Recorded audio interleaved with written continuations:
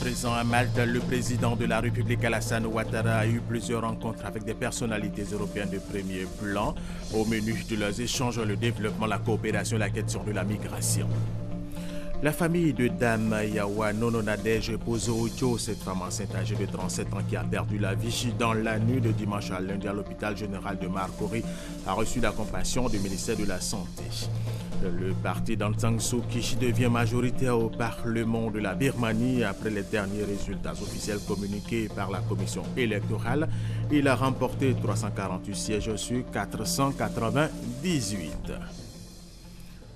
Mesdames et messieurs, bienvenue et merci de suivre les informations sur RTI 1. Nous vous le disions dans nos titres, présent à Malte, le président de la République Alassane Ouattara a eu plusieurs rencontres avec des personnalités européennes de premier plan. Au menu de leurs échanges, le développement, la coopération, la question de la migration. Envoyé spécial pour RTI 1 à Malte, Viviane Aïba.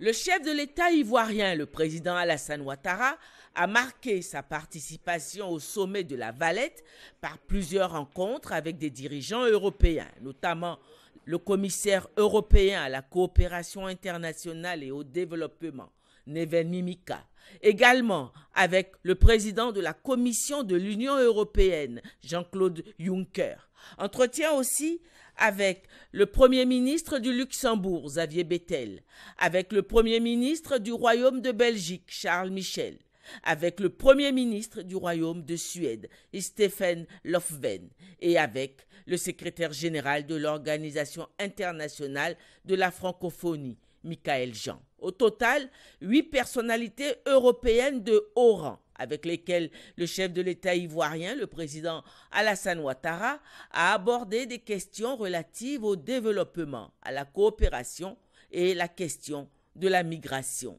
et qui ont considéré avec grande attention les avis du chef de l'État ivoirien.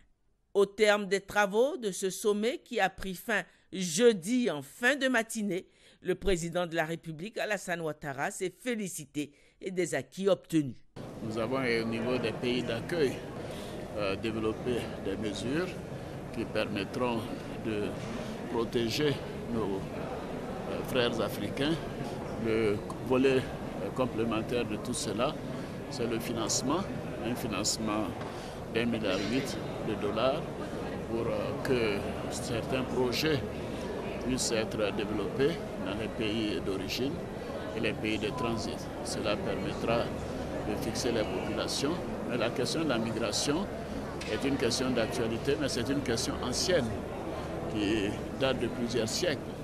Voyez-vous, l'Afrique a connu la migration des Européens avant la colonisation. Les Européens s'y sont installés. L'Amérique a connu la migration des Européens il y a des siècles. Mais c'est avec le temps que ces questions doivent se trouver une solution. Il faut éviter toute stigmatisation. Il faut faire en sorte que chaque continent, à son tour, puisse contribuer au développement des autres continents et de l'ensemble de la planète. Le chef de l'État ivoirien devait regagner Nice en début d'après-midi. La première journée du sommet sur la migration à Malte s'est achevée mercredi soir par un dîner de travail des chefs d'État africains et européens. La réunion s'est poursuivie hier jeudi avec le lancement d'un fonds estimé à 1,8 milliard d'euros, soit environ 1200 milliards de francs CFA pour financer des projets de développement et de gestion de la migration en Afrique. Et nous allons rester avec notre envoyé spécial à Viviane Aïbert. 28 chefs d'État et de gouvernement de l'Union européenne, 35 chefs d'État africains. Le sommet de la Valette, organisé par l'Union européenne pour trouver des solutions concertées afin de juguler la migration de plus en plus massive des populations du Sud vers l'Europe, a permis aux gouvernants des pays africains de formuler des propositions. Pour sa part, le chef de l'État ivoirien, le président Alassane Ouattara, est venu à la Valette à la tête d'une forte délégation comprenant 3 ministres, ainsi que 2 ambassadeurs. Dès son arrivée, le chef de l'État ivoirien, le président Alassane Ouattara, au cours de ses échanges avec plusieurs personnalités européennes, a mis en avant le mérite qui revient à son pays, la Côte d'Ivoire, d'avoir accueilli sur son sol une forte population d'immigrés et lui avoir offert des conditions de vie favorables. Le faisant, il a souhaité que l'exemple de la Côte d'Ivoire fasse école. J'ai indiqué qu'en Côte d'Ivoire, nous avons près de 25% de migrants sur notre territoire et cette migration a contribué à la prospérité de notre pays. Ne pensons pas que cela puisse être reproduit partout dans le monde, mais nous estimons que s'il y a de bonnes politiques économiques, si les droits des migrants sont protégés, si il y a une bonne politique économique qui leur permet d'avoir du travail, et si les politiques d'intégration sont développées, et bien évidemment, tout cela peut contribuer à ce que le monde soit donc un meilleur endroit et que donc la solidarité internationale doit jouer le rôle de la Côte d'Ivoire, l'expérience de la Côte d'Ivoire doit être prise en compte et bien évidemment, nous serons tout à fait en phase avec la position de l'Union africaine sur ce dossier. À la cérémonie d'ouverture du sommet mercredi après-midi à l'auberge de Castille Square, où sont logés les bureaux du Premier ministre maltais, premier responsable de l'exécutif, le chef de l'État ivoirien a réaffirmé son point de vue devant la presse. Le président de la République, Alassane Ouattara, a reçu les mots de bienvenue et les salutations du Premier ministre maltais Joseph Muscat et ceux du président du Conseil européen, Donald Tusk. Aux côtés de ses pairs européens et africains, le président de la République, Alassane Ouattara, a participé au cérémonial d'ouverture exécuté sur le parvis de l'auberge de Castille Square, composé de deux temps forts. Tout d'abord, le dévoilement d'une gigantesque stèle de plus de 2 mètres de hauteur pour symboliser cette rencontre bipartite de haut niveau sur la question de la migration. A suivi une présentation audiovisuelle sur le thème de l'immigration. À bord de car, les participants ont été ensuite conduits au centre de conférence méditerranéen de La Valette pour une session de travail qui s'est achevée pour cette première journée par une photo de famille. Le chef de l'État ivoirien, à côté de la chancelière allemande Angela Merkel, a reçu les vives félicitations du numéro 1 allemand pour sa brillante réélection. Les chefs d'État devaient par la suite être les hôtes d'un dîner officiel organisé en leur honneur. Hier, jeudi, à Malta, le président Alassane Ouattara et 7 autres chefs d'État africains ont eu un petit déjeuner de travail avec le président français François Hollande. Il a été question des enjeux de la conférence mondiale sur le climat, la COP 21. Nous allons rester une fois de plus avec Viviane Aïbert.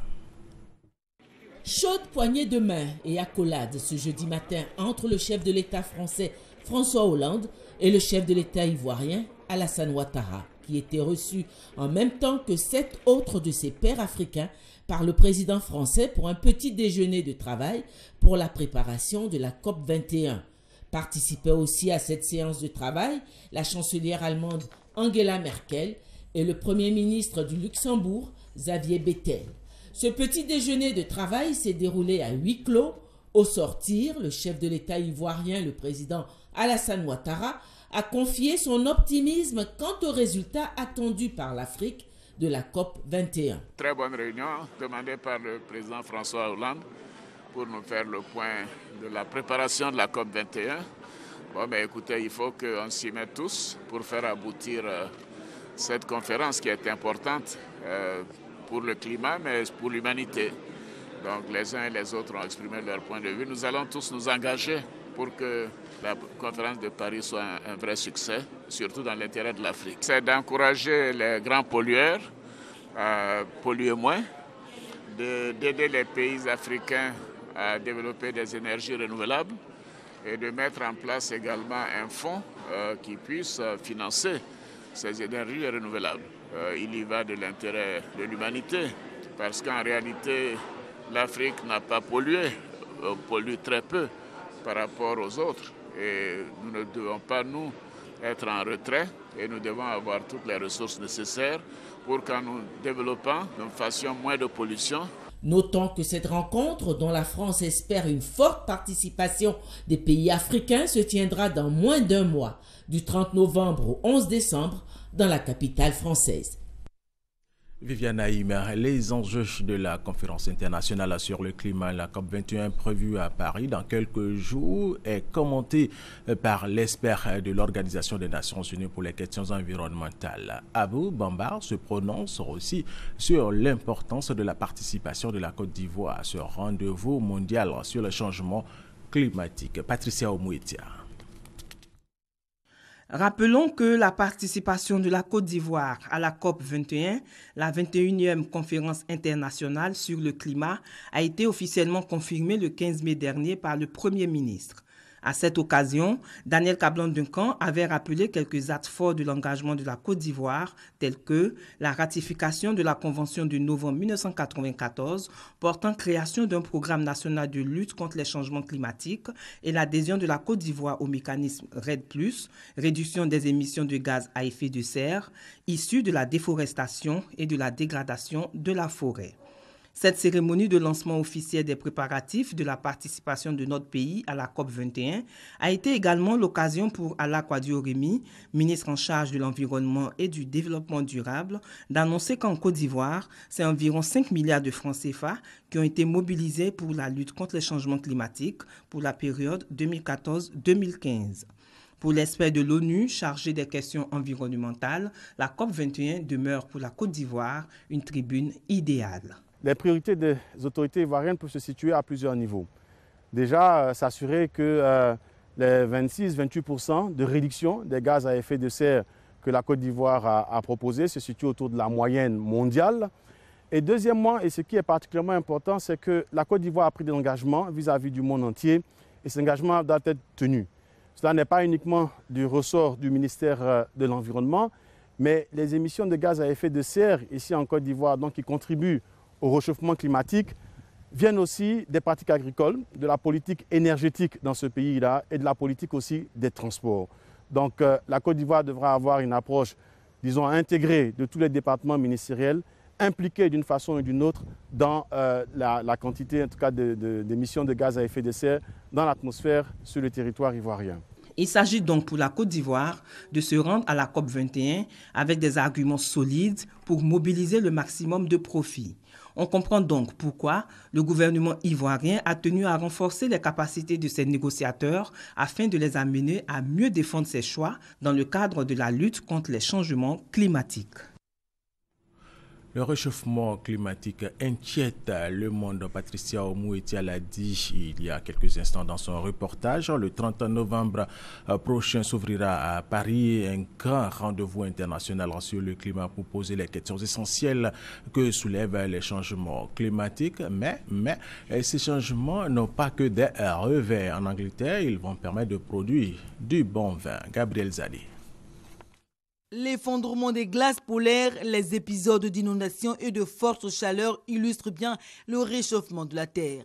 Le monde s'inquiète de ces changements climatiques. Le 30 novembre prochain, il espère aboutir à un nouvel accord international sur le climat. Cependant, ces modifications, à contrario, seraient bénéfiques pour les viticulteurs anglais. De manière générale, pour la viticulture, le changement climatique crée des problèmes pour la production de vin, surtout dans les endroits chauds, qui deviennent plus chauds et secs, parce qu'il faut modifier l'irrigation, penser à de nouvelles variétés. Ça devient très compliqué. La seule bonne nouvelle, c'est que les pays comme le Royaume-Uni en tirent des bénéfices. Des bénéfices pour un pays qui, il y a 30 ans, ne figurait même pas sur la carte des pays viticoles. En quelque temps seulement, l'Angleterre est passée de quelques vignobles à plus de 600. Le réchauffement climatique se traduit en Angleterre par une augmentation des températures moyennes durant l'été et à l'automne, ce qui est plutôt bien pour faire mûrir les raisins. La production de vin dépend énormément du climat. La terre est importante, mais le climat d'autant plus. Et ce que nous essayons de faire, c'est de produire du vin dans des conditions où il fait assez chaud pour que les raisins mûrissent. Mais il faut que ce soit assez frais pour garder la fraîcheur. La complexité est pour produire des vins élégants. Cette évolution du climat associée à un sol calcaire, selon les chercheurs, a largement bénéficié au vin effervescent anglais, qui représentait les 2/3 des plus de 6 millions de bouteilles produites en 2014 par le pays. Le réchauffement climatique représente une opportunité pour les vins anglais, mais les avantages de ces changements climatiques sont très limités. C'est pourquoi tous les pays du monde, y compris l'Angleterre, espèrent aboutir à un nouvel accord fort sur le climat au terme de la COP 21, la conférence des parties à Paris qui aura lieu le 30 novembre prochain. Et tout à fait autre chose. À présent, les jeunes de la sous-préfecture de Boguédia dans le département d'Issia vont bénéficier de financement de leurs projets agricoles. Ils vont réaliser plusieurs hectares de pépinières de culture maraîchère et une ferme agro-pastorale. Voici Mamadou. Une station maraîchère de 10 hectares pour la culture de la salade, de la tomate, du piment, de l'aubergine, du gombo et du chou. Cette parcelle située à Boguédia, sous-préfecture du département d'Issia, va employer 1150 jeunes et femmes. Une initiative de l'Organisation africaine de développement dirigée par David Sekongo pour l'insertion socio-économique des jeunes et des femmes. Outre ce projet, l'Organisation africaine de développement compte réaliser dans les semaines à venir une ferme agro-pastorale avec une unité de fabrication d'aliments de bétail et un investissement qui devrait employer encore 100 jeunes et femmes de Boguédia. David Sekongo et sa structure veulent également lutter contre la pauvreté et l'exode rural pour maintenir davantage les jeunes au village. Boguédia dispose grâce à l'Organisation africaine de développement d'un espace événementiel et culturel. En plus de ces actions, les populations de la sous-préfecture de Boguédia bénéficient d'un centre de santé composé de maternité, de salles de soins, de salles d'hospitalisation et d'une pharmacie. Dans ce centre de santé, le malade dispose d'une prise en charge de 80% sur les frais de soins et de médicaments. Au cours de la cérémonie de remise des pépinières, les populations ont exprimé leur reconnaissance à David Sekongo et à sa structure. D'autres villages de la sous-préfecture de Boguédia, comme Zaguédia, ont fait des doléances portant sur la réhabilitation et la construction de pompes hydrauliques villageoises, le renforcement de la capacité d'accueil de l'école primaire du village et l'acquisition de produits phytosanitaires de la coopérative des femmes. David Sekongo promet d'apporter une réponse favorable à ces doléances. Avant le département d'Issia, l'Organisation africaine de développement a mené des actions similaires dans plusieurs localités, notamment Ndoussi, Dabou et Transua. C'est en juin 2013 que l'Organisation africaine de développement a été mise sur pied et bénéficie aujourd'hui du soutien de plusieurs structures internationales pour les actions sociales, humanitaires et socio-économiques.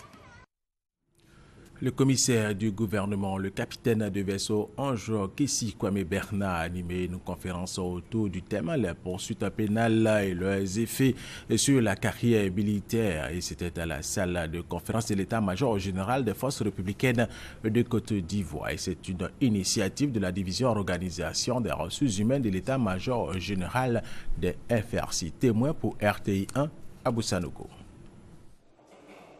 Les poursuites pénales et leurs effets sur la carrière militaire au centre de cette conférence. 3 heures durant devant un parterre d'officiers, de sous-officiers et de militaires du rang en charge des ressources humaines venues de toutes les régions militaires de la Côte d'Ivoire, le commissaire du gouvernement, le capitaine de vaisseau Ange Bernard Kessi Kwame, a présenté le tribunal militaire d'Abidjan dans son organisation et son fonctionnement. Il a également expliqué les aspects techniques de la poursuite pénale en insistant sur la détention provisoire et la détention définitive. Quand peut-on parler de liberté provisoire? Comment l'obtient-on et qui peut l'attribuer? D'autres sujets ont également été abordés, entre autres les titres de détention, notamment l'ordre d'interpellation provisoire, l'ordre de poursuite et le dépôt de mandat, les restrictions, contraintes et droits du prévenu, la perte partielle ou totale de la solde du détenu. Une conférence saluée par l'ensemble des participants. À la suite du commissaire du gouvernement, le colonel-major Bamoro Koulibaly a émis le vœu de voir ce genre de conférence s'élargir aux autres régions militaires afin que tous les soldats n'ignorent pas les lois qui les régissent. Abou Sanogo, à l'occasion de la commémoration de l'armistice du 11 novembre 1918 qui a mis fin à la Deuxième Guerre mondiale, une gerbe de fleurs a été déposée auprès du monument des soldats ivoiriens morts au cours de cette guerre. Regardez.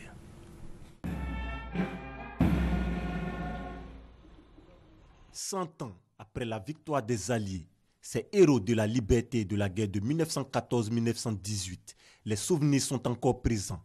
Un hommage leur a été rendu ce 11 novembre, pose de gerbes de fleurs au pied du monument des morts. Ce souvenir, nous, anciens combattants, nous ne pouvons pas l'oublier.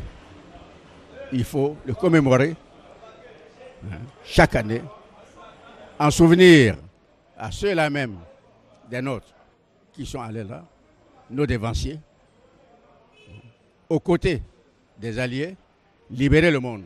C'est symboliquement très fort parce que les anciens ennemis aujourd'hui sont amis.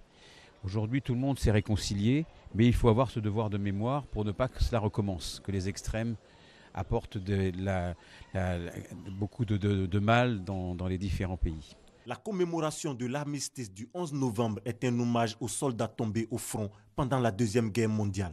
Leurs enfants, à travers l'organisation des fils des anciens combattants de Côte d'Ivoire, OFACSI, marquent leur fierté. Les objectifs de l'OFACSI sont nombreux. Nous citerons entre autres la commémoration des anciens combattants, n'est-ce pas, la sensibilisation et l'information des fils des anciens combattants, la création d'activités génératrices de revenus. Cet armistice signé met ainsi fin à une interminable guerre qui a fait plus de 19 millions de morts et 21 millions de blessés. Dans certains pays comme la France, le 11 novembre est un jour férié en souvenir à tous ces soldats morts sur les champs de bataille. Deuxième grand titre de cette édition, la famille de Dame Yawa Nono Nadège, épouse Oyo, cette femme enceinte âgée de 37 ans qui a perdu la vie dans la nuit de dimanche à lundi à l'hôpital général de Marcory, a reçu la compassion du ministère de la Santé et donc du gouvernement ivoirien. Marcory Sikoji, quartier Conan Raphaël. Il est 17h ce jeudi au domicile de la défunte Yawa Noun Nadège, décédée en couche dans la nuit du dimanche au lundi 9 novembre. Décès qui a suscité le mécontentement de la population à l'hôpital général de Marcory. Informé de ce drame, le ministre de la Solidarité, de la Famille et de l'Enfant, Anne-Désiré Ouloto, accompagné de ses collaborateurs et d'une délégation du ministère de la Santé et de la lutte contre le sida, ont rendu visite à la famille éplorée en vue de lui apporter le soutien du gouvernement. Une maman qui se retrouve dans notre centre de santé et qui part dans ces conditions, on s'interroge. En l'absence donc de ma collègue de la santé et en ma qualité de ministre en charge de la solidarité et ministre en charge également de la femme et de la famille, de l'enfant, je suis venu donc au nom du gouvernement apporter la compassion du gouvernement et du président de la République à cette famille. Anissé Kouman, représentant de la famille, a exprimé sa gratitude à la délégation gouvernementale pour cette visite de réconfort. Nous sommes vraiment touchés par cette manifestation de solidarité et la spontanéité avec laquelle le gouvernement, à travers le ministre, s'est déplacé pour venir nous soutenir. Compatissant à cette douleur, le ministre de la Solidarité, de la Famille et de l'Enfant a remis à la famille, au nom du gouvernement, la somme de 1 million de francs CFA pour contribuer à l'organisation des obsèques. Elle a aussi mis sa présence à profit pour inviter les jeunes au calme et à la dignité dans la douleur. Le sous-préfet de Bianois dans le département d'Aboisseau a réuni les associations et les coopérations agricoles de femmes, de jeunes, les mutuelles de développement, les cadres et les chefs de service de sa localité. Objectif, présenter le part de dons reçu de la part de la première dame, Mme Dominique Ouattara, lors de la visite d'État du président de la République, Alassane Ouattara, dans la région d'Aboisseau le 15 septembre dernier. Chantal Ouma Kandan. Bianois, sous-préfecture d'Aboisseau, a connu une ambiance festive au cours d'une cérémonie de distribution de dons. Le sous-préfet de Bianois, Camille Yao Kofi, a tenu à faire officiellement la répartition des dons reçus par la première dame le 15 septembre dernier lors de la visite d'État du président Alassane Ouattara dans le département d'Aboisseau. Le collège moderne de Bianois et les différentes couches socio-professionnelles ont tous bénéficié de ces dons. 2 ambulances destinées au centre de santé du village de Kétesso et l'autre pour le centre de santé urbain de Bianois. Dame Kakou Beignet, présidente des femmes de Bianois, a remercié le couple présidentiel pour sa générosité. Elle a promis au nom des femmes de Bianois participer pleinement à l'émergence de la Côte d'Ivoire en créant davantage de richesses dans leurs activités génératrices de revenus. Depuis 1995, Bianois est érigé en chef-lieu de sous-préfecture. Ses besoins sont énormes. Mais le plus préoccupant, c'est la route. Notons que la sous-préfecture de Bianois est une grande productrice de vivriers, de café, de cacao, d'EVA et de palmiers à huile. Autre sujet dans cette édition, le parti d'Aung San Suu Kyi devient majoritaire au Parlement de la Birmanie après les derniers résultats officiels communiqués par la commission électorale. La Ligue nationale pour la démocratie LND a remporté 348 sièges sur 498. Un bouleversement historique a eu lieu en Birmanie au terme de la proclamation des résultats des législatives du dimanche 8 novembre. 348 sièges obtenus par la Ligue nationale pour la démocratie LND sur 498 que compte le Parlement. Ce vendredi, la LND règne en absolu sur le Parlement. Mais la victoire de la LND résulte d'une longue marche pour le pouvoir d'Aung San Suu Kyi, leader du parti, qui est en réalité celle que l'on nomme affectueusement la Dame de Rangoon.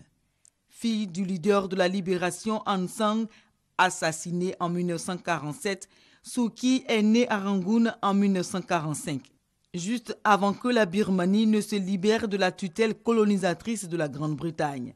Sa mère est diplomate et Suu Kyi est élevée en Inde et en Grande-Bretagne. Elle fait des études de philosophie, d'économie et de sciences politiques à Oxford.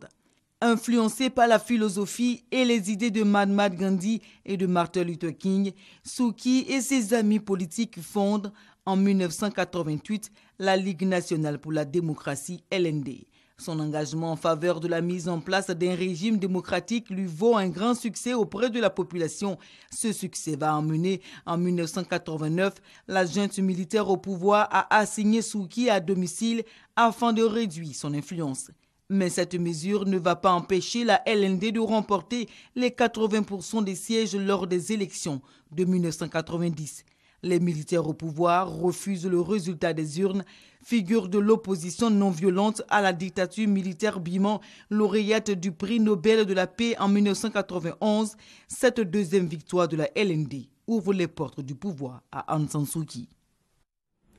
Et c'est un commentaire de Gabriel Zani. Sport, football éliminatoire mondial 2018 pour terminer. La Côte d'Ivoire rencontre le Libéria cet après-midi à Monrovia. Les éléphants ivoiriens champions d'Afrique devront démontrer leur suprématie, talent et jouer avec rigueur pour battre les Libériens. Pour être plus complet sur ce sujet, sachez que le match à retour est prévu le mardi 17 novembre à 17h au stade Félix Houphouët-Boigny. C'est la fin de cette édition.